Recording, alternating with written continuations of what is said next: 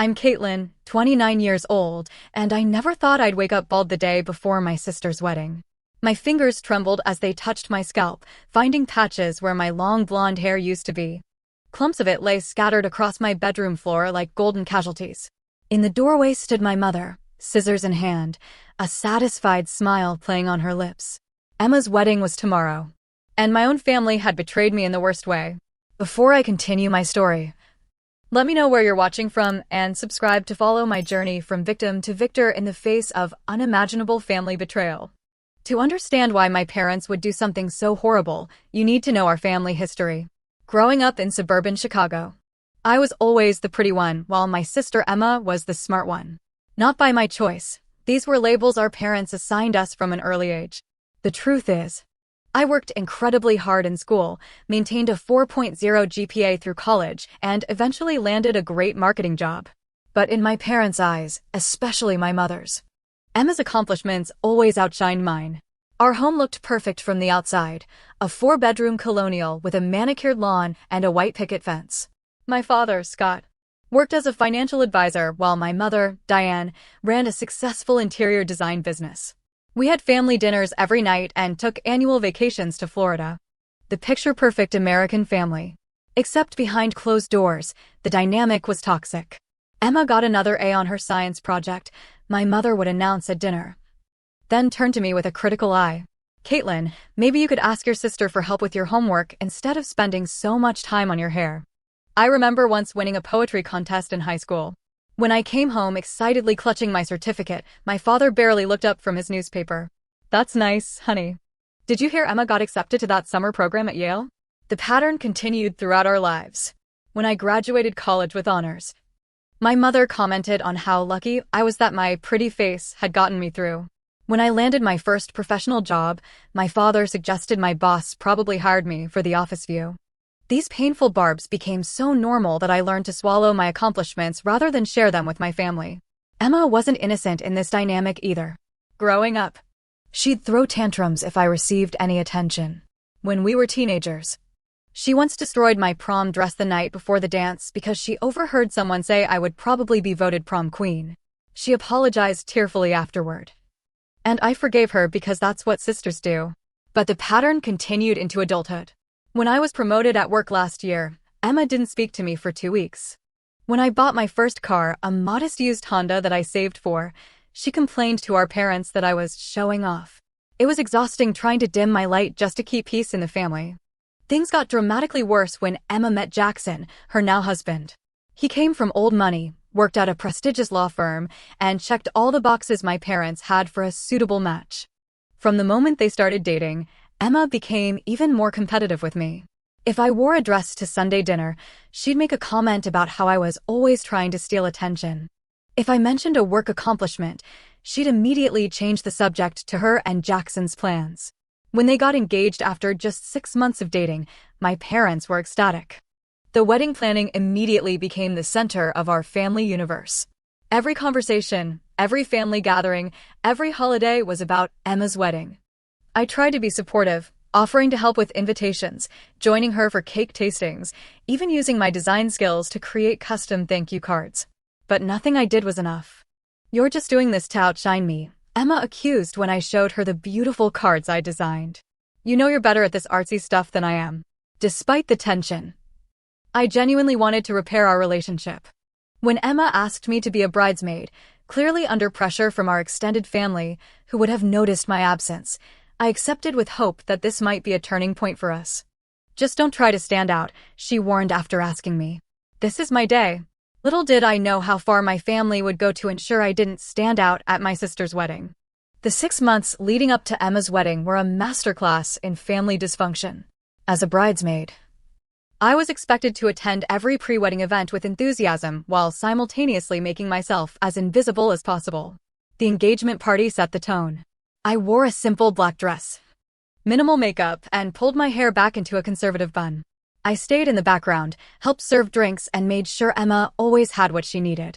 Despite my efforts, I overheard my mother and Aunt Judith in the kitchen. "Caitlin is trying to behave, but you know how men always look at her," my mother sighed. "Emma deserves one day where she's the center of attention."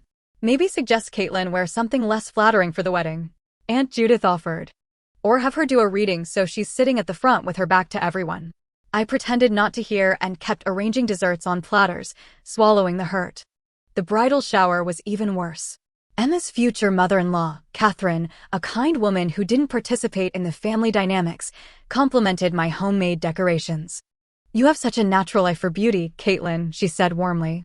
"These arrangements are stunning." Later, I found Emma crying in the bathroom. "You just couldn't help yourself, could you?"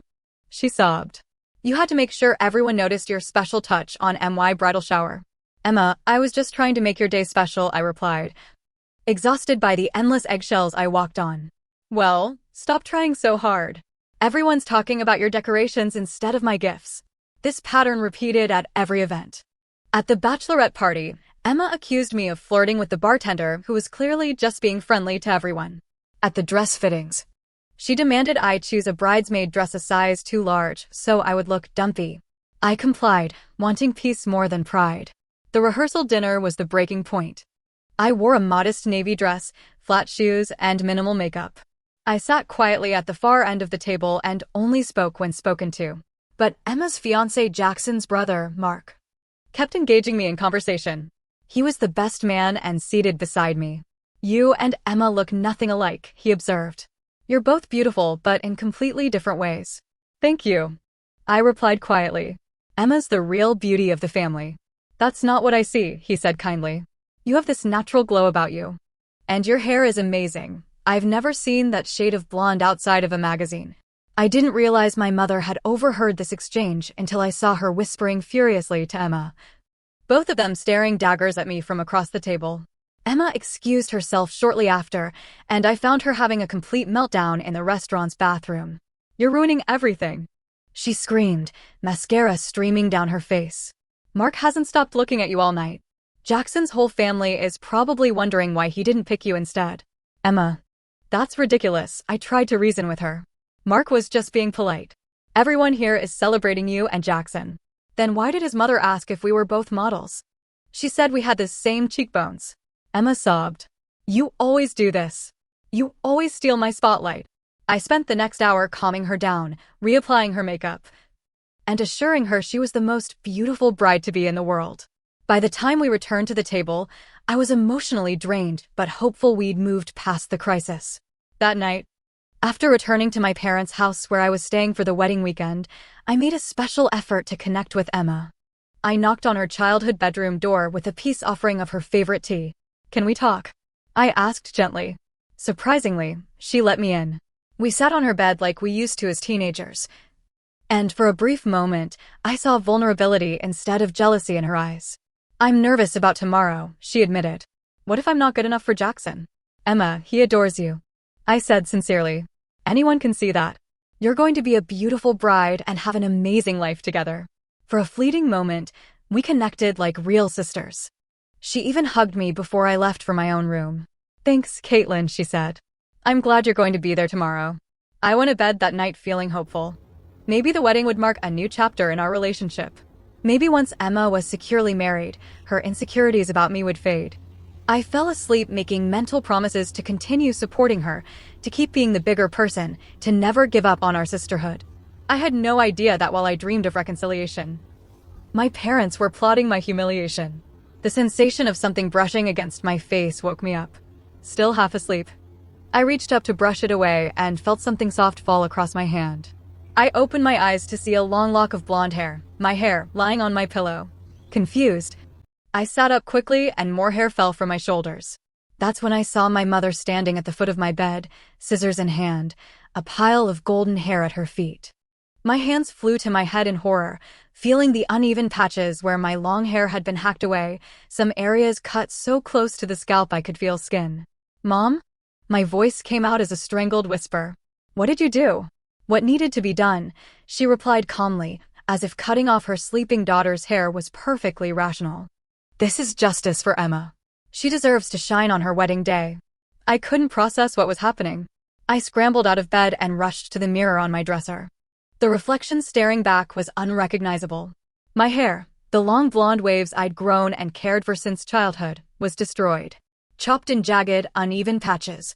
with some areas nearly bald and others hanging in awkward clumps. "Why?" I gasped, tears streaming down my face. "Why would you do this to me?"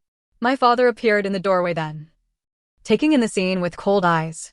"Now maybe someone will finally pity you instead of envying you," he said flatly. "Emma deserves to be the center of attention tomorrow, not you."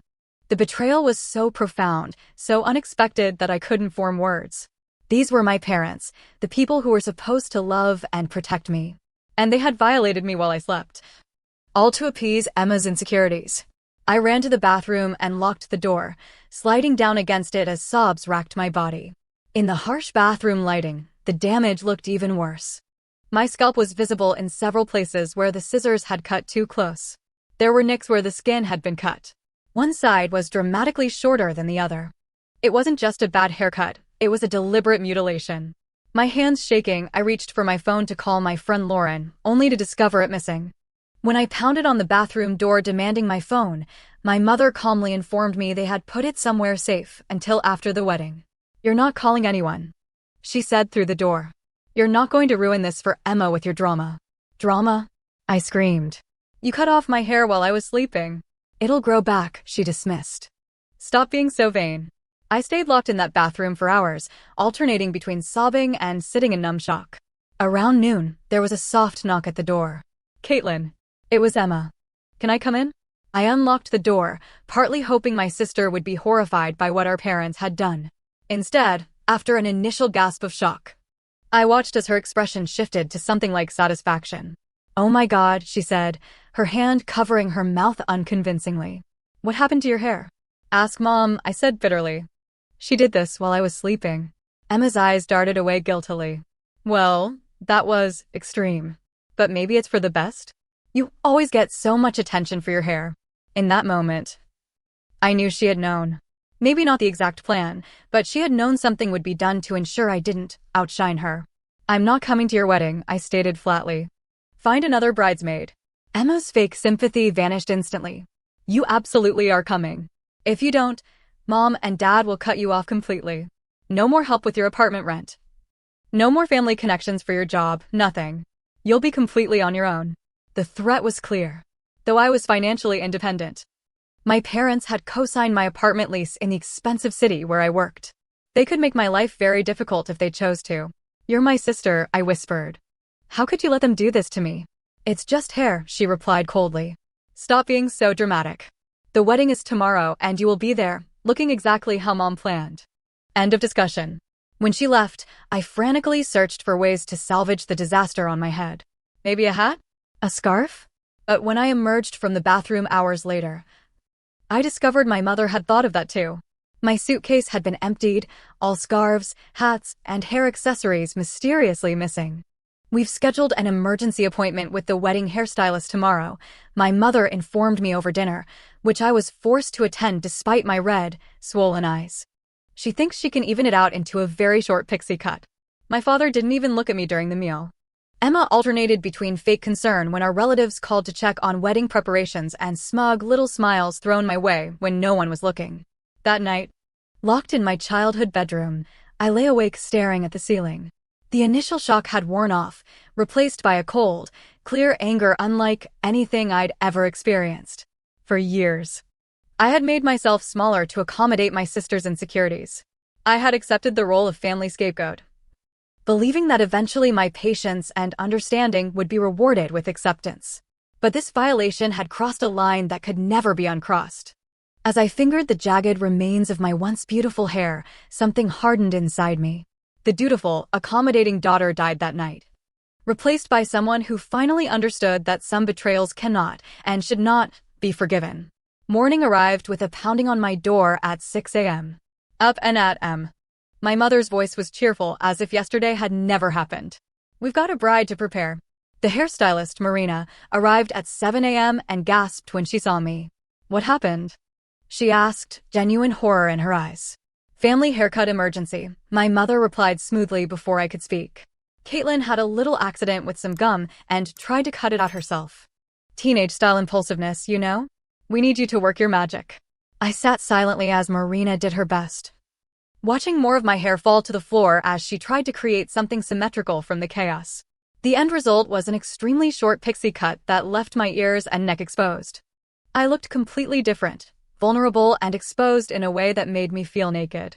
"I'm so sorry," Marina whispered when my mother stepped out to check on Emma. "I did the best I could." "It's not your fault," I replied, meeting her eyes in the mirror. "But could you do me a favor? If anyone asks, please tell them the truth, that I didn't do this to myself." She nodded slightly, a silent acknowledgement of the wrongness she sensed, but couldn't fully understand.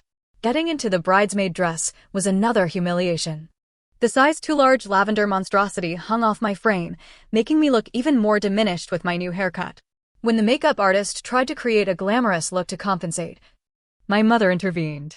No, much more natural for Caitlin," she insisted. "Just some light powder and maybe a touch of lip balm. We don't want to overdo it." By the time we arrived at the church, I looked like a pale, shorn, drowning in fabric version of myself. The other bridesmaids gasped when they saw me, their shock impossible to hide. "What happened to your hair?" Brianna, Emma's college roommate, exclaimed. Before I could answer, Emma swooped in, resplendent in her designer wedding gown. "Poor Caitlin had a meltdown last night," she stage whispered loud enough for everyone to hear. "She cut it herself. We think she's been under a lot of stress lately." "Please don't mention it, we're all trying to be supportive." The look she gave me dared me to contradict her. With our parents hovering nearby, I remained silent, the humiliation burning through me like acid. The ceremony was a blur. I mechanically followed the instructions, walked down the aisle holding my bouquet, stood beside the other bridesmaids, and played my assigned role. Throughout it all, I could feel the stares and whispers. The church was filled with people who had known me my whole life, all of them shocked by my transformation. It was during the photo session that I hit rock bottom. The photographer, a friend of Jackson's family, kept trying to position me in the back row or behind other bridesmaids. "Maybe Caitlin could sit for this one," he suggested diplomatically, with the others standing behind. "Actually," my mother interjected, "why don't we do a few without Caitlin? Just to have options." I stood aside, watching as they took photo after photo without me, only including me in the shots where I was least visible. Through it all, Emma beamed, more confident and radiant with each picture, where she wasn't standing next to her normally pretty sister. During the reception, I overheard countless variations of the story my family was spreading. "Yes, poor thing had some kind of episode," my mother told my great-aunt. "We're very concerned about her stability. Always been the attention seeker." My father confided to his business partner. Couldn't stand that it wasn't about her for once. Even Emma, while accepting congratulations from college friends, managed to work it in. "Thank you. Yes, it's been a challenging week with family drama. My sister's having some issues. We're supporting her through this difficult time." The only person who showed me genuine kindness was Mark, Jackson's brother and best man. He sat beside me at the otherwise empty table where I'd been placed, far from the main wedding party. "You didn't do this to yourself, did you?" he asked quietly. The simple question, the first acknowledgement of the truth all day, nearly broke me. I shook my head slightly, not trusting myself to speak without crying. "I thought not," he said. "For what it's worth, you still look beautiful. Different, but beautiful." His kindness was almost harder to bear than the cruelty. I excused myself before the tears could start again. In the bathroom, I splashed cold water on my face and stared at my reflection. The person looking back was a stranger, vulnerable, exposed, diminished. But as I stood there, something shifted in my eyes. The helpless victim began to fade, replaced by something harder. Something unbreakable. I returned to the reception just as my father was giving his toast. I stood in the back, listening as he praised Emma effusively. "Emma has always been our shining star," he said, glass raised. "The daughter who made us proud with her intelligence, her determination, and her good judgment." The crowd awed appreciatively. "Some children," he continued, with a pointed glance in my direction, "seek attention through their looks or drama. But Emma has substance. Real value. Jackson, you've chosen a woman of quality. Not just beauty that fades or can be cut away." The thinly veiled reference drew uncomfortable laughter from guests who sensed the edge, but didn't understand its cruelty. In that moment, watching my father publicly celebrate his preferred daughter while taking a dig at me after what they'd done, something crystallized inside me. This family would never change. The roles were too deeply entrenched. I would always be the scapegoat, the one to be diminished so Emma could feel superior. My parents would always enable and encourage this dynamic. No amount of forgiveness or understanding on my part would ever change that fundamental truth. As this realization washed over me, I felt a strange calm replace the hurt and humiliation. I understood with perfect clarity that I owed these people nothing, not my presence, not my forgiveness, and certainly not my continued submission to their abuse. Most importantly, I realized they deserved consequences for what they had done. Real, lasting consequences that they couldn't smooth over with lies or social manipulation. As I watched Emma and Jackson cut their cake, surrounded by adoring family and friends, a plan began to form in my mind. They thought cutting my hair had neutralized me, made me small and powerless. They had no idea what they had actually done. They had created someone with nothing left to lose. The realization that I no longer cared about preserving my relationship with my family was surprisingly liberating. For years, I had walked on eggshells, hoping that if I was accommodating enough, patient enough, loving enough, they would eventually reciprocate. That delusion had been cut away along with my hair. I watched the reception with new eyes, cataloging opportunities instead of nursing wounds. Emma and Jackson would be spending their wedding night in the bridal suite of the Grand Palmer Hotel before flying to Bali the next morning for their 2-week honeymoon.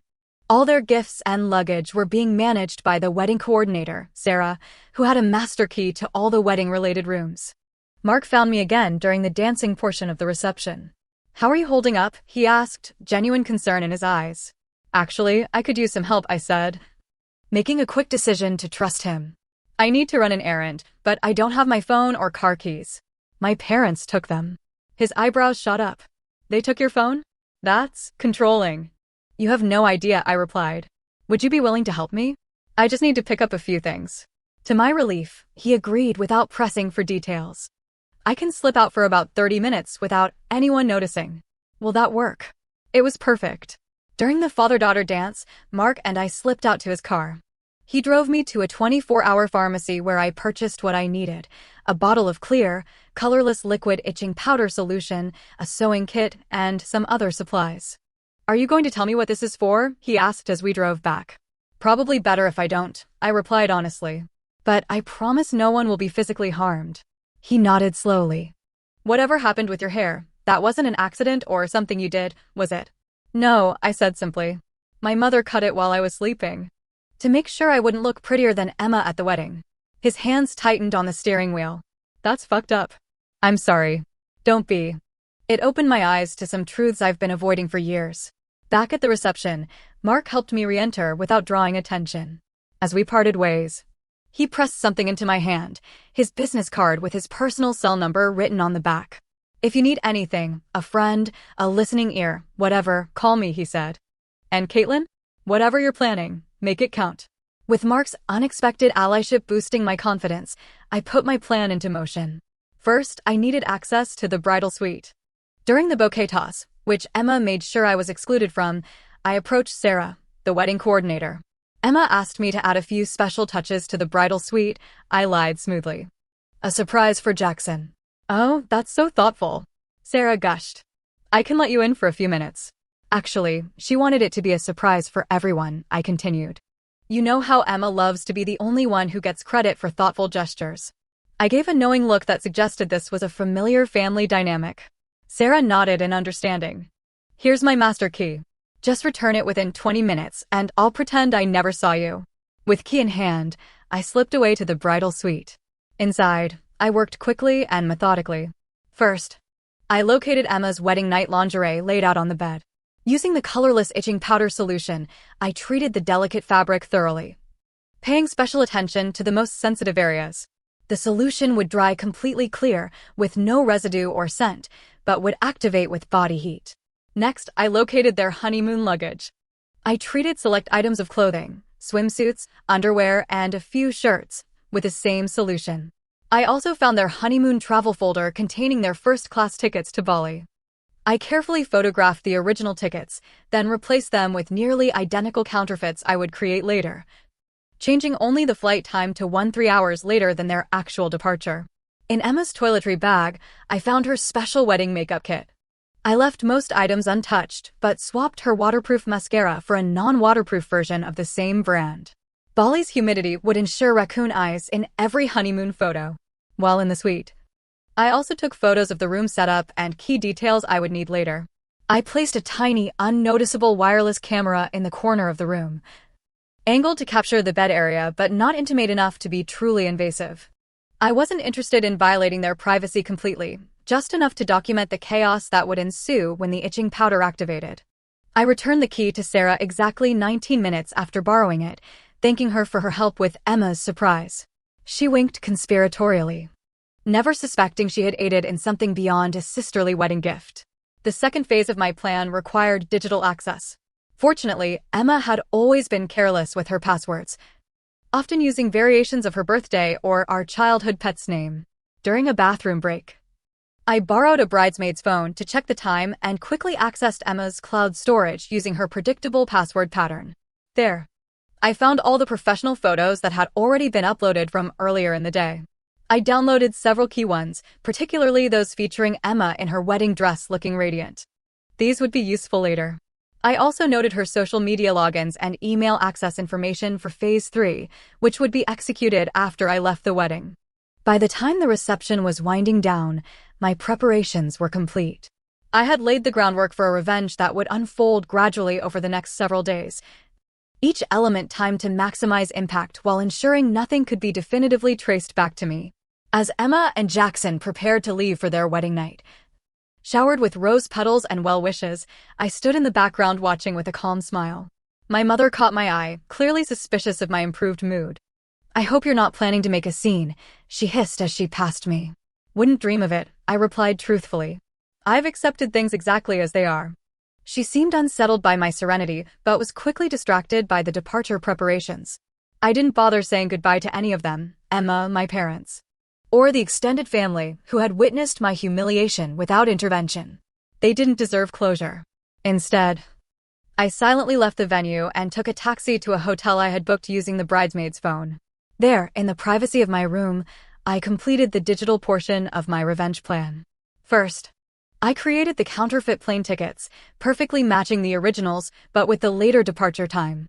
These I emailed to the hotel's business center to be printed and delivered to the bridal suite with a congratulatory note from the wedding party.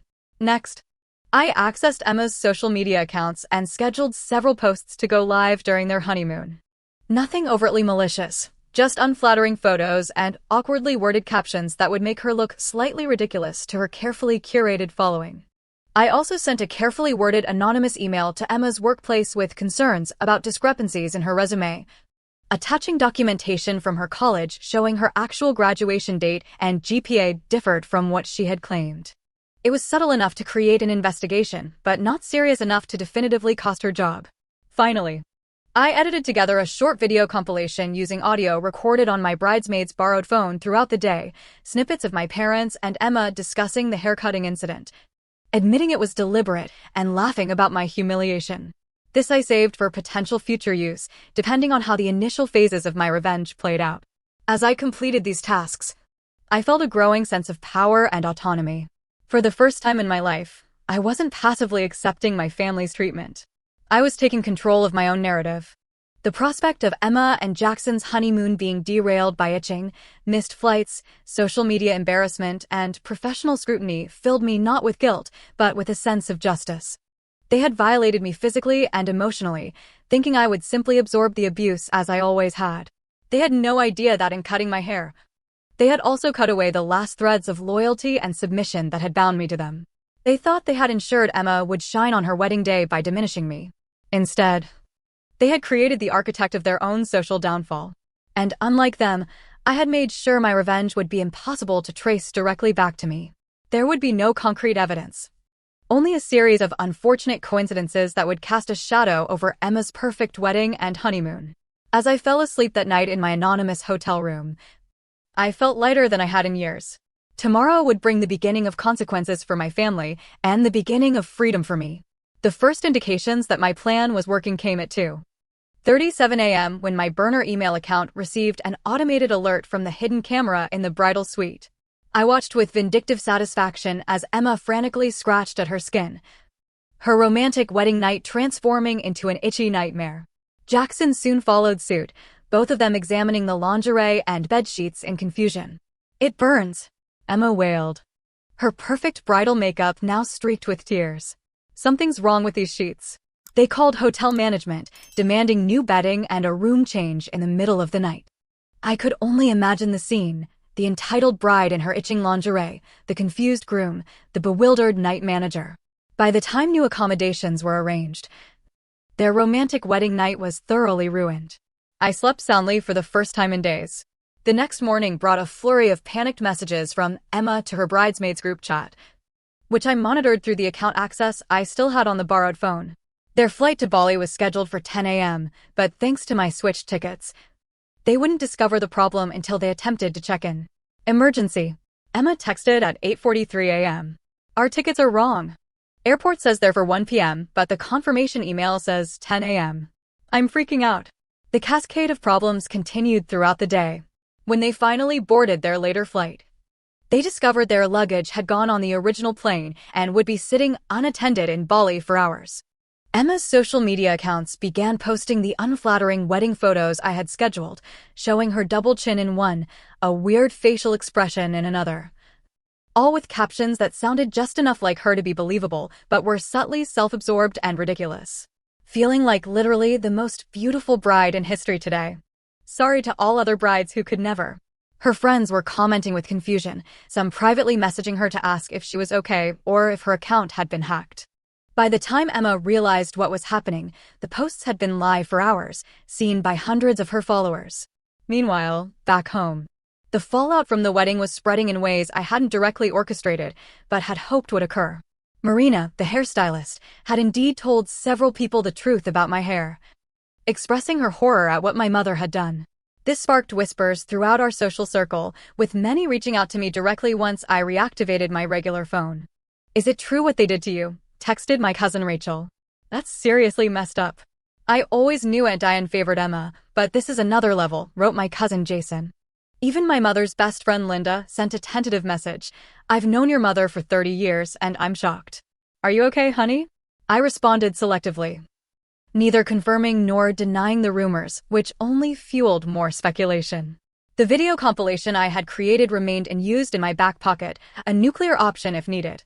3 days into Emma and Jackson's honeymoon, the itching powder I had applied to select clothing items continued to cause problems. Emma's frantic messages to her bridesmaids detailed mysterious rashes, emergency pharmacy runs, and ruined excursions. The carefully staged Instagram photos she managed to post between my scheduled ones showed strained smiles and red, irritated skin poorly concealed with filters. A week into their trip, I received an unexpected call from Mark. I don't know exactly what you did, he said without preamble, but Jackson just called his parents freaking out about everything going wrong. Emma's having a complete meltdown because her work called about discrepancies in her employment history. I smiled to myself. The anonymous tip had hit its mark. That sounds stressful. I replied neutrally. Honeymoons can be so unpredictable. There was a pause. You're something else, Caitlin, he finally said, but his tone was admiring rather than accusatory. Listen, I'm back in the city next week. Would you want to grab coffee? No wedding talk, I promise. The invitation surprised me, but not unpleasantly. I'd like that, I replied. My parents began calling incessantly around day 10 of the honeymoon, leaving increasingly desperate voicemails. Caitlin, we need to talk about these rumors going around. My father's tight voice demanded. People are saying very inappropriate things about our family. Sweetheart, whatever misunderstanding has occurred, we need to present a united front. My mother's falsely sweet message insisted. Family loyalty is everything. I ignored them all, focusing instead on rebuilding my life. I had moved out of my apartment and into a new place, using the savings I'd been quietly accumulating for years. I'd taken a week off work to process everything and was considering a job offer in another city, away from my family's sphere of influence. The most satisfying moment came when Emma and Jackson returned from their honeymoon. Instead of the glowing, relaxed newlyweds they had expected to be, they arrived home exhausted, irritated, and sporting lingering rashes. Emma's carefully cultivated social media image had been tarnished by the posts I had scheduled, and her workplace investigation was still ongoing. This was supposed to be the happiest time of my life, she sobbed to our cousin Amanda, who later relayed the conversation to me. Everything went wrong. My lingerie gave me a rash. We missed our original flight, Our luggage was sitting in the Bali airport for hours and someone stole my favorite shoes. My Instagram was posting things I didn't write. And now my boss is questioning my credentials. That's a lot of bad luck, Amanda had replied carefully. It's not bad luck, Emma had snapped. It's like someone deliberately sabotaged everything. But she had no proof, no way to connect the dots back to me. I had been careful to ensure each element of my revenge could be explained by mundane mishaps. Itching powder could be an allergic reaction to detergent. Ticket time confusion could be a booking error. Social media glitches happened all the time. And if Emma had indeed misrepresented her credentials, that was hardly anyone else's fault. A month after the wedding, I met my parents for coffee at a neutral location, a busy cafe where they couldn't make a scene. They looked haggard, aged by the social fallout from their actions. We need to clear the air, my father began without preamble. These rumors about what happened with your hair are damaging our reputation. What rumors? I asked innocently. That you cut off my hair while I was sleeping to make sure I wouldn't look better than Emma at her wedding? That's not a rumor, Dad. That's what happened. It wasn't like that. My mother insisted, though her eyes darted away guiltily. We were trying to help you. You've always hidden behind your looks, and we thought dash. Save it, I interrupted calmly. I'm not here to listen to your justifications. I'm here to tell you that I'm moving to Seattle for a new job opportunity. I won't be available for family gatherings going forward. You can't just cut us off, my father blustered. We're your parents. Watch me, I replied, standing up. By the way, I have recordings of both of you admitting what you did to my hair and laughing about it. If you ever try to contact me again or spread lies about me, those recordings will find their way to everyone we know. It was a calculated risk. I did have audio, but it wasn't as damning as I implied. Their faces paled. The threat worked. You wouldn't. My mother whispered. Try me, I challenged. You created this version of me when you violated me in my sleep. Live with the consequences. I walked out of that cafe feeling truly free for the first time in my life. The family that had diminished me for years now had no power over me. My revenge had not only given me satisfaction, but had severed the unhealthy bonds that had kept me tethered to their toxic dynamic. Emma eventually texted me a single message, I know it was you. I can't prove it, but I know. I never responded. She didn't deserve even that much acknowledgement. Instead, I focused on building my new life, one where I was valued for my whole self, not diminished for shining too brightly. And, surprisingly, that new life included Mark, whose coffee invitation turned into dinner, which turned into regular dating. I knew you were special the moment I saw how you handled that wedding situation, he told me months later. Anyone who could endure what your family did and emerge stronger has a kind of resilience that's rare. It was strange to be appreciated for the very qualities my family had tried to break.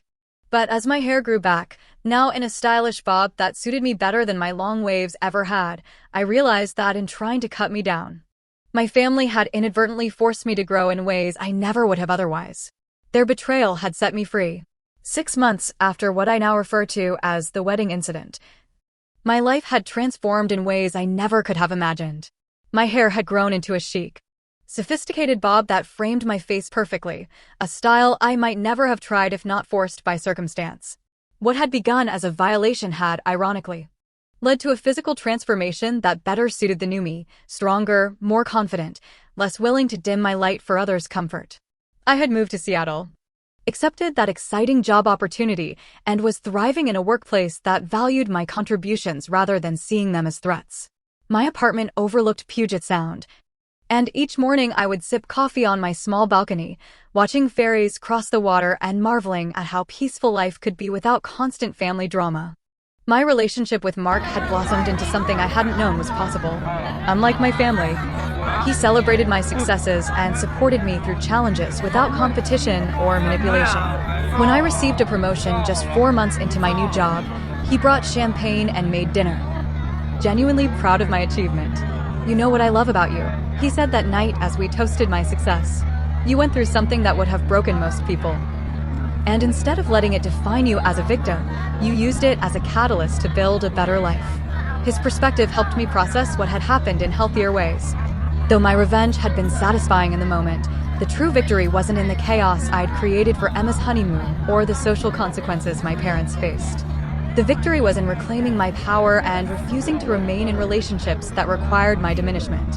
I maintained limited, Carefully boundaried contact with extended family members who had reached out with genuine concern after the wedding. My cousin Rachel visited Seattle for a weekend, and we had honest conversations about the family dynamics we'd both observed but never previously acknowledged. "I always thought your parents were so hard on you," she admitted over dinner. "But I never said anything because, well, they're the adults, right? I figured they must know what they were doing."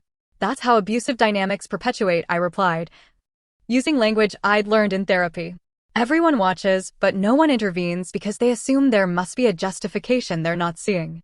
My parents and Emma made sporadic attempts to reestablish contact, though never with genuine accountability. My mother sent a Christmas card with a gift certificate for a hair salon, her idea of an apology that completely missed the point. My father left voicemails about family obligations and moving forward without ever acknowledging what they had done. Emma occasionally sent texts that vacillated between accusatory, "You ruined my honeymoon," and falsely conciliatory, "We should try to be sisters again." I responded to none of them. The distance and silence were not punishments, but boundaries, necessary protections for my healing process. That healing journey was complex and nonlinear. I worked with a therapist specializing in family trauma, unpacking not just the wedding incident, but the years of subtle diminishment that had preceded it. I discovered that much of my self-worth had been tied to external validation, particularly around my appearance, which my family had simultaneously prized and punished me for. "They weaponized your beauty against you," my therapist observed. "They taught you it was both your greatest asset and your greatest character flaw."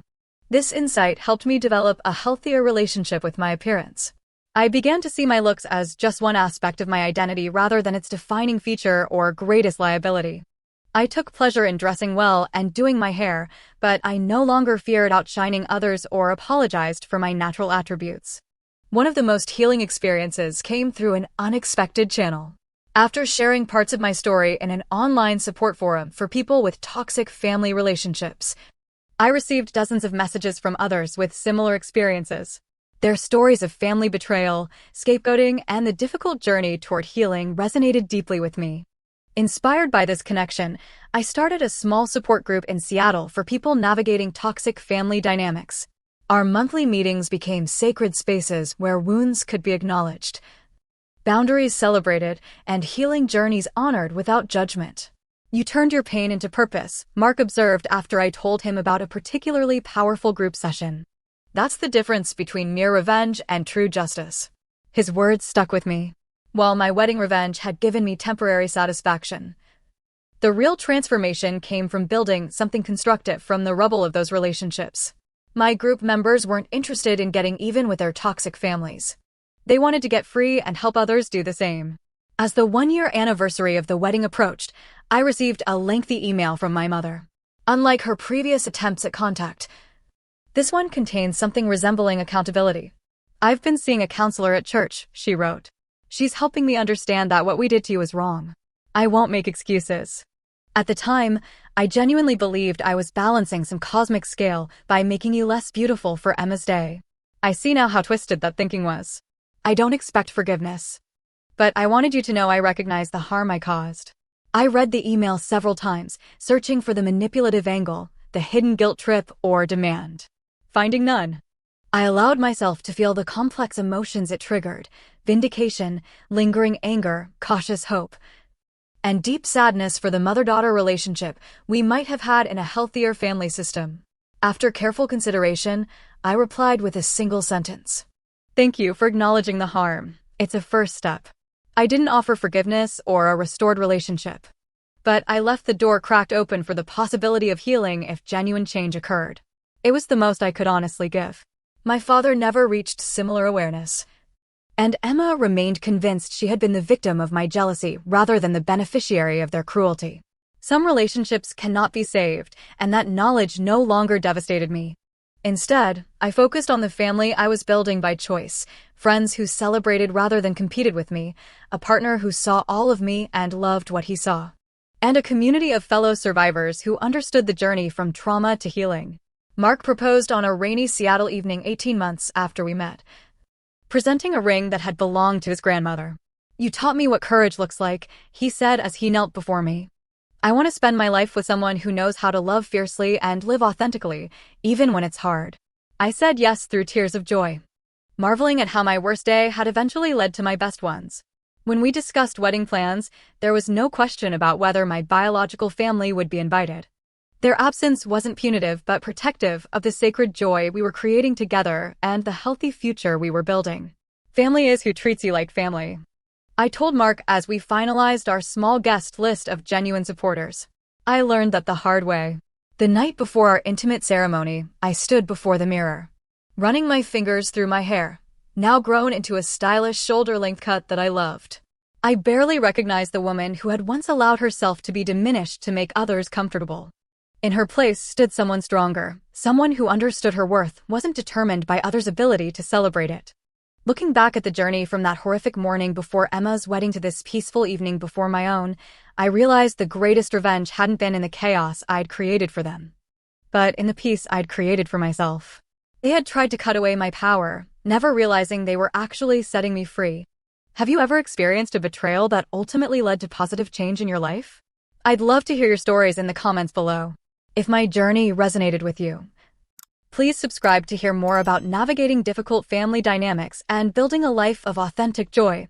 Thank you for listening to my story. May it remind you that sometimes our deepest wounds become our greatest sources of strength and wisdom. Like, share, and remember, family should lift you up, not cut you down.